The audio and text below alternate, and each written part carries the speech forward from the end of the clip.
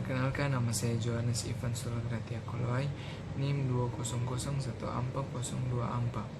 Saya ingin memaparkan materi tentang kayu dan bambu. Ada 3 poin penting yang ingin saya jelaskan. Poin pertama itu proses pembentukan dan reaksi kimia. Yang kedua, kegunaan serta manfaat sebagai material konstruksi di bidang teknik sipil. Yang ketiga, sifat fisik dan sifat kimia yang paling berpengaruh. Yang pertama, saya akan membahas tentang kayu. Nah, apa itu pengertian kayu? Kayu adalah bagian batang atau cabang atau ranting tumbuhan yang mengeras akibat proses lignifikasi atau pengayuan secara alami. Nah, kayu itu terbentuk akibat akumulasi selulosa dan lignin pada bagian dinding sel berbagai jaringan pada batang pohon. Sifat kimia dari kayu. Kayu memiliki komposisi unsur kimia sebagai berikut, yang terdiri dari karbon 50%, hidrogen 6%, nitrogen 0,04% sampai dengan 0,01%, abu 0,20% sampai 0,50%, dan sisanya adalah oksigen. Saya akan menyebutkan sifat fisik dari kayu. Yang pertama itu berat dan berat jenis.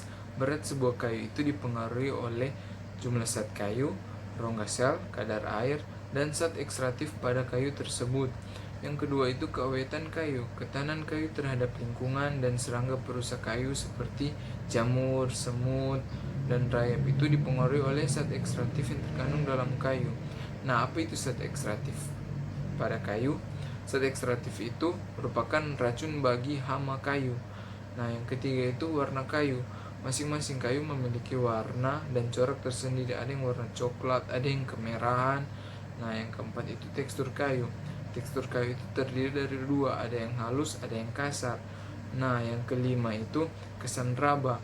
Kesan raba itu merupakan kesan atau rasa raba yang didapat ketika kayu disentuh, seperti kasar, halus, licin, dingin, dan ada yang berminyak. Berikut keunggulan penggunaan kayu. Yang pertama, mudah dalam pengerjaannya karena bisa dibuat atau dibentuk sesuai keinginan yang kita mau.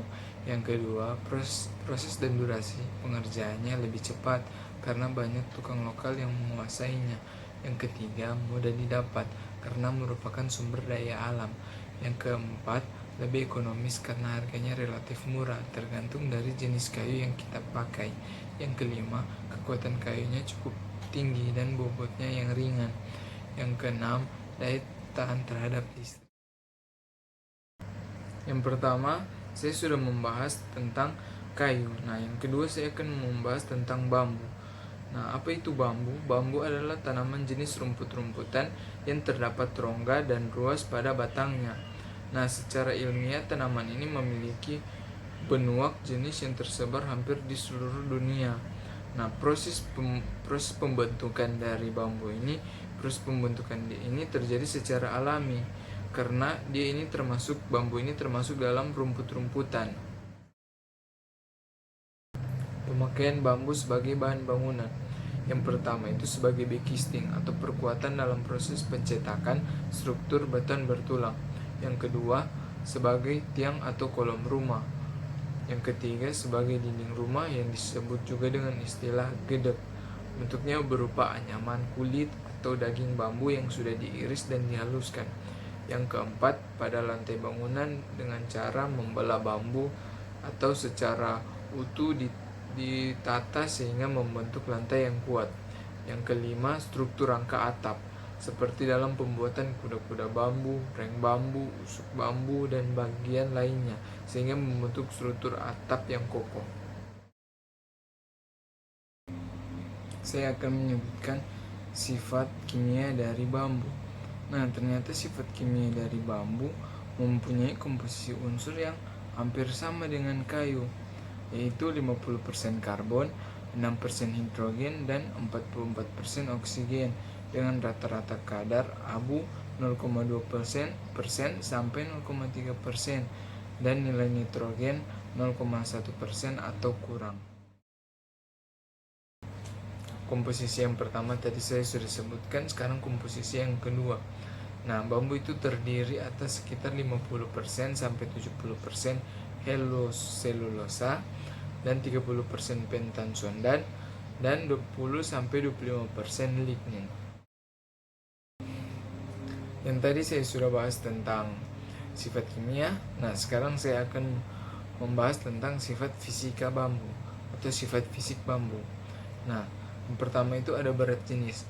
Berat jenis bambu itu adalah perbandingan berat bambu terhadap berat suatu volume air yang sama dengan volume bambu tersebut. Yang kedua itu kandungan air. Bambu seperti halnya kayu merupakan zat higroskopis, artinya mempunyai alfinitas terhadap air, baik dalam bentuk uap atau cairan. Kandungan air pada bambu akan berpengaruh pada kekuatan bambu. Yang ketiga, kembang susut. Nah, apa itu kembang susut? Kembang susut bambu perlu diperhatikan agar struktur bangunan bambu tidak mengalami perubahan bentuk dan penurunan kualitas akibat adanya penyusutan. Adanya perubahan bentuk ini tentunya akan mengurangi nilai fungsi dari sebuah struktur bangunan. Misalnya penyusutan pada pintu dan jendela sehingga tidak bisa dibuka lagi, retaknya kaca, dan lain-lain. Demikian materi saya tentang kayu dan bambu. Terima kasih.